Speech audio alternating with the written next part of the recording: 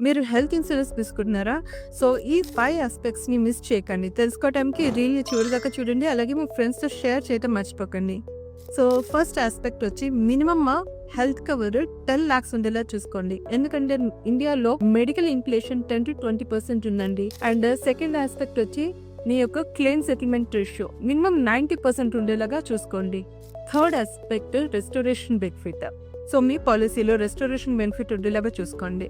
For example మీ యొక్క policy 10 lock ఒక ఇయర్‌లో ఎగ్జాస్ట్ అయిపోయింది అనుకోండి. అదే ఇయర్‌లో ఇంకో హాస్పిటలైజేషన్‌కి ఇంకొక 10 లాక్స్ అన్నది రెస్టోర్ చేయడం జరుగుతుంది. సో, టోటల్‌గా మీరు 20 లాక్స్ కవర్ అన్నది పొందే అవకాశం ఉంటుంది. ఫోర్త్ ఆస్పెక్ట్ వచ్చి రూమ్ రెంట్ క్యాపింగ్. మీ పాలిసీలో రూమ్ రెంట్ క్యాపింగ్ లేకుండా చూసుకోండి. For example me room rent capping 3000 అనుకోండి అండ్ యాక్చువల్ బిల్లులో 4000 అయితే ద డిఫరెన్షియల్ అమౌంట్ మీరు స్వయంగా పే చేసుకోవాల్సి వస్తుంది. సో, ఫిఫ్త్ ఆస్పెక్ట్ వచ్చి డిసీజ్ క్యాపింగ్.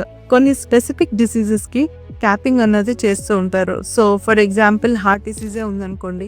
దానికి 5 లాక్స్ క్యాపింగ్ ఉంటే గనక సో, ఫైనల్ బిల్ 8 లాక్స్ అయితే total differential amount of 3 lakhs మీరే స్వయంగా పే చేసుకోవాల్సి ఉంటుంది. సో, ఈ డిసీజ్ క్యాపింగ్ లేని పాలసీని తీసుకునే ప్రయత్నం చేయండి. ఇంట్రెస్టింగ్ కంటెంట్ కోసం మా యూట్యూబ్ ఛానల్‌ని సబ్స్క్రైబ్ చేయండి.